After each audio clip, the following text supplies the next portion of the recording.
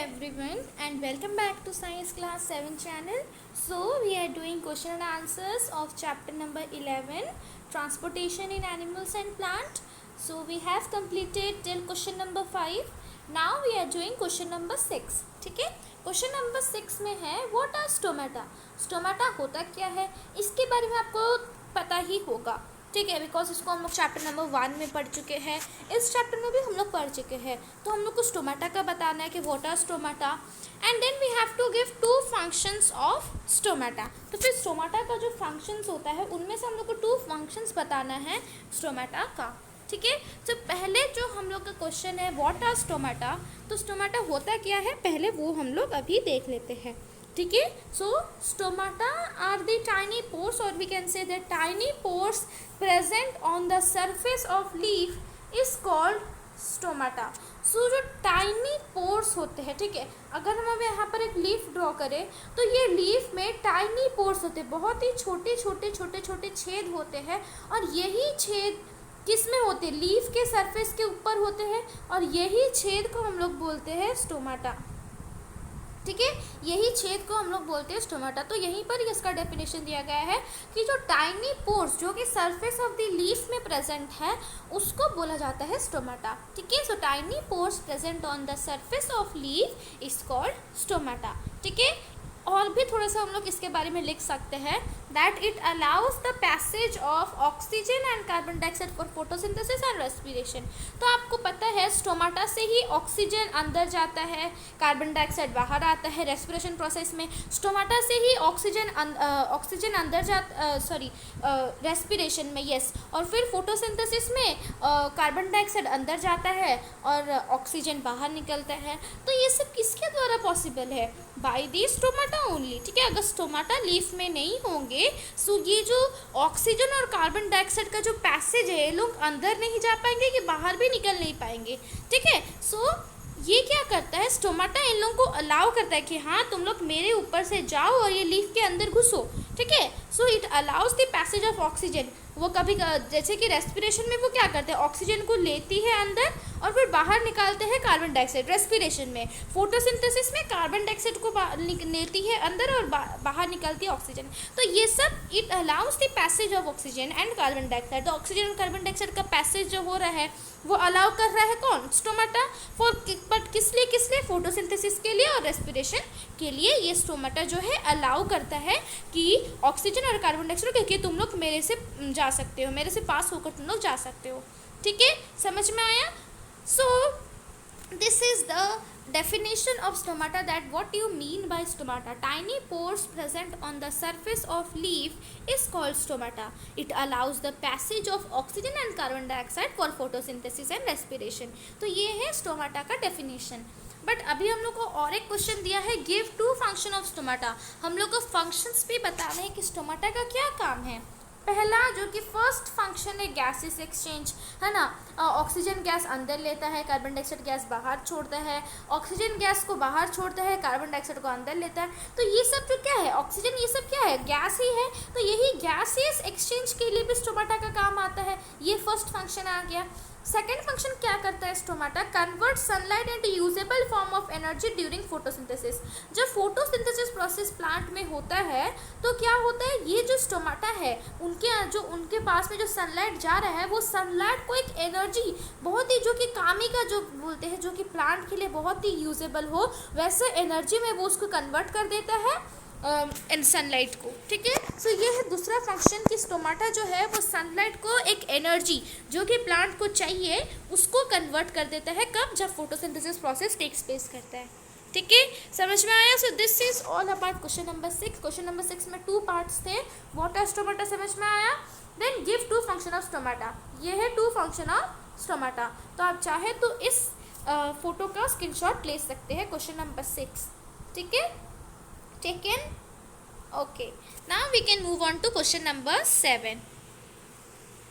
Question number 7 में है does transpiration serve any useful function in the plant? Explain. क्या जो ट्रांसपिरेशन प्रोसेस है जो कि प्लांट में होता है क्या वो कुछ यूजफुल है, क्या वो प्लांट के लिए यूजफुल है. We have to explain this. ठीक है, तो पहले हम आंसर पढ़ लेते हैं. Transpiration is the loss of excess water from the plant. Transpiration का मतलब क्या होता है, जो प्लांट में ज़्यादा वाटर रह जाता है उसको लॉस करना, दैट मीन्स ज़्यादा वाटर को निकाल देना, जितना चाहिए प्लांट उसको यूज़ कर लेगा, बाकी जो वाटर है वो उसको बाहर निकाल देगा। तो ये सब काम कौन करता है, ट्रांसपिरेशन प्रोसेस। तो ट्रांसपिरेशन में जो लॉस ऑफ एक्सेस वाटर होता है फ्रॉम द प्लांट, तो वो फिर वाटर क्या होता है, the water evaporate from the pores stomata present on the surface of leaves, it also cools the surface of leaves. तो हम आपको एक लीव्स ड्रॉ करके बता रहे हैं। तो ये लीव्स में जो एक्सेस वाटर है, ठीक है, ये एक्सेस वाटर सब कैसे बाहर निकलता है, by the process of transpiration. तो ट्रांसपिरेशन क्या करता है, उसको बाहर तो निकाल देगा, और ये जो वाटर है ये इवापोरेट हो जाएगा।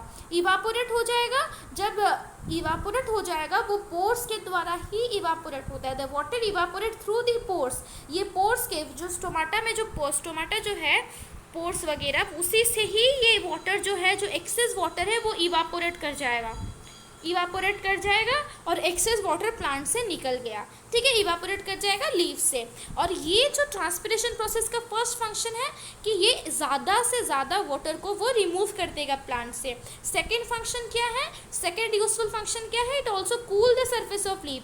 जब ज़्यादा से ज़्यादा वाटर को इवापोरेट कर देगा, देखिए अभी लीव्स में एक्सेस वाटर है, उसको बाहर निकला है, तो लीव्स में बस पानी ही पानी भरा है, जब वो इवापोरेट कर देगा ना, तो देखना ये जो प्लेस हो जाएगा ये बहुत ही ठंडा होता है, तो इससे जो लीफ का जो सरफेस होता है वो भी ठंडा होता है, ठीक है।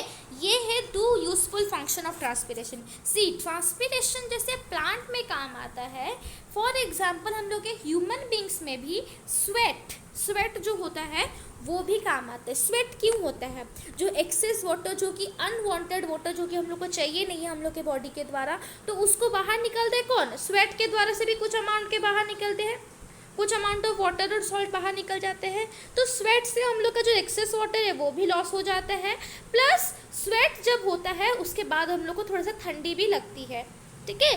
सो सेम वे जैसे हम लोग के ह्यूमन में स्वेट निकलता है, सेम वे प्लांट में ट्रांसपिरेशन प्रोसेस होता है। अभी समझ में आया, अभी इजी हो गया ना।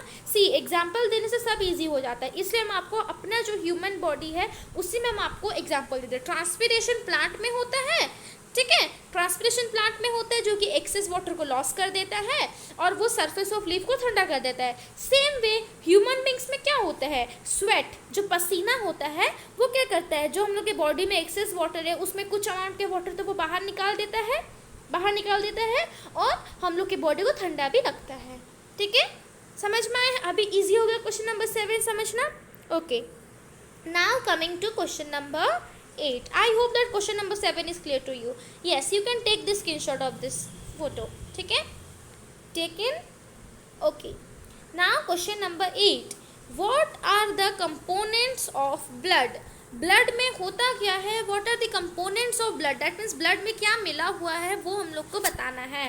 सो different component of blood are, blood का कंपोनेंट को हम लोग जब बताएंगे तो उसमें 2 पार्ट्स आ गए, एक सेल्यूलर पार्ट होता है और एक लिक्विड पार्ट होता है। सेल्यूलर पार्ट क्या होता है, जो कि सेल्स जो कि सेल्स प्रेजेंट है ब्लड में वो आ जाएगा सेल्यूलर पार्ट, और लिक्विड पार्ट तो आपको पता है लिक्विड। अभी सेल्यूलर पार्ट में क्या क्या आ जाता है, रेड ब्लड सेल, हम लोग के ब्लड में रेड ब्लड सेल होता है, that means RBC, short form RBC. White blood cell भी होता है हम लोग के ब्लड में, और प्लेटलेट भी होता है। ये सब का फंक्शन हम आपको एक्सप्लेनेशन में समझा दिए थे। अगर आपको याद नहीं है कि इनका फंक्शन क्या है तो प्लीज़ आप मेरा वीडियो को देखें, बिकॉज ये बहुत ही इंपॉर्टेंट है। क्वेश्चन आ सकता है कि write the function of red blood cell, white blood cell and platelet, ठीक है। So you can your concept should be clear, ठीक है। So red blood cell, white blood cell और प्लेटलेट ये सब सेल्यूलर पार्ट में जाता है, दैट मीन्स ये सब भी ब्लड में प्रेजेंट है।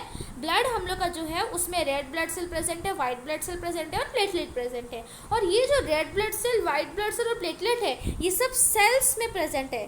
सेल्स आपको पता है ना, वो ब्लड में सेल्स के रूप में red blood cell, white blood cell और प्लेटलेट प्रेजेंट है। अभी लिक्विड में कौन प्रेजेंट है, लिक्विड में प्लाज्मा प्रेजेंट है, ठीक है। हम लोग के ब्लड में जो लिक्विड पार्ट होता है, लिक्विड पार्ट में जिसका नाम है प्लाज्मा, हम लोग के ब्लड में प्लाज्मा भी प्रेजेंट है जो कि लिक्विड है। और ये जो आरबीसी, डब्ल्यूबीसी और प्लेटलेट है ये सब सेल्स वगैरह है, ठीक है। समझ में आया।